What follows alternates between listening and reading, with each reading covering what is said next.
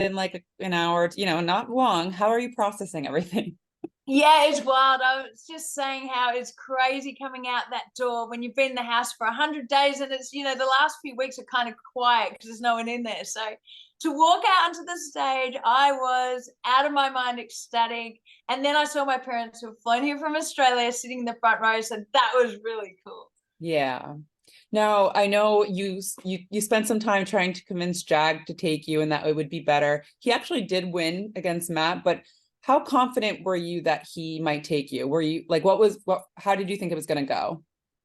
Yeah, I think maybe a couple of weeks ago, whenever we first had the discussion, I was very confident, but I just knew the fact that he'd had the doubts and he was getting a little nervous and feeling bad about not taking Matt from 4 to 3, which I encourage. I encourage him to take Matt. But that to me was like, uh-oh, we're going to have a problem when we get to 3 to 2. But I knew what I was getting myself into when I aligned myself with them. And I figured my way out was to win or to maybe be able to convince Jag on some good arguments about how much money is involved. But, he's such a good person that he still took Matt with the risk of the 750,000, which is admirable. Yeah, I will say he was wavering for a bit. I feel like in the last day or two he wasn't, but before that, I think he was. Yeah, that's But what it felt like too. I knew it had flipped. You don't even know why, but you can feel it when it flips. So yeah, well, also congratulations. I feel like a lot of the winners this season were men, and it was nice to see that you won three HOHs, so that's impressive. thank you.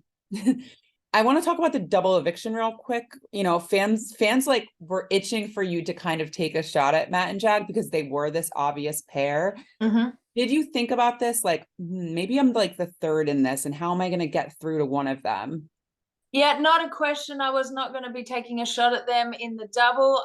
We had a plan, and the plan was to rotate through these HOHs. As long as one of us was winning each week, it was going to be a safe situation for me to get through. Well, I was already getting a huge target on my back by winning a few, so it was sort of the only way forward.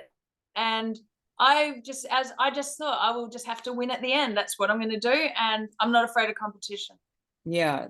So you didn't consider maybe I work with Felicia and Siri. Maybe I could beat them in competitions. Was that ever a consideration? No, it was never a consideration to work with Felicia and Siri because I just didn't trust them after, them being in 400 alliances and they kept saying different things around the house. Like, how could I even trust them? I just wanted to be comfortable where I could talk strategy and game with people who I knew wouldn't be repeating the conversation around the house. And that is hard to find, that's for sure. Any regrets, like looking back, like anything you think you could have done differently to get to those final two chairs?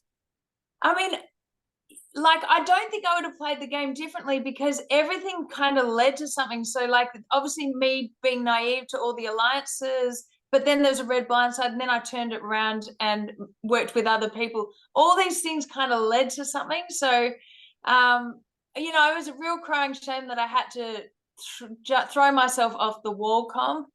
I hated having to do that because that was a big comp to win, but it was not worth me. I would have been evicted the next week when I couldn't play HOH. So I let Jared win that one, jumped off after blue, things like that, I guess. But really, it worked well for me, I think, and that made sure I wasn't put on the block at all.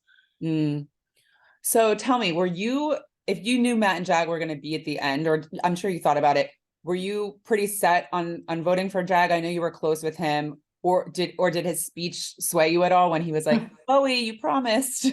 Yeah, I thought the speech was like clever, but I was already going to do that. I thought about the last 2 nights and just made sure I was comfortable with, look, if he does take Matt, are you going to be angry or not? Look, if he's doing it, it's his own game, whatever. And I am closest with him, and I will vote for him. So I'd like to stick to my word with that. Yeah. And so once you were evicted and you saw Matt and Jag were in the final two, how did you think the jury was going to vote?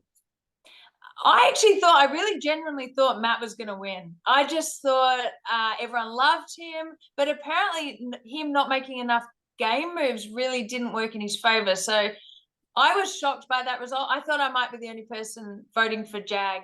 So that is what I thought, and that's what I told him. Yeah. How did you think their jury questions and speeches went? The jury speeches were great. I thought Jags in particular was fantastic. And he really sort of embraced having blood on his hands. That was a clever way to do it. I know, like Felicia next to me goes, that was a bit aggressive, but I mean, I thought it was the only way he could have handled it. Mm. The jury questions, yeah, they were as expected, I guess. You know, I thought the jury would be kind of bitter, so they probably were. I haven't really spoken to them yet. Yeah. I don't know. Cameron seemed very surprised that Felicia and Siri voted for Matt. Like he was very pro. Right. Okay, that's interesting.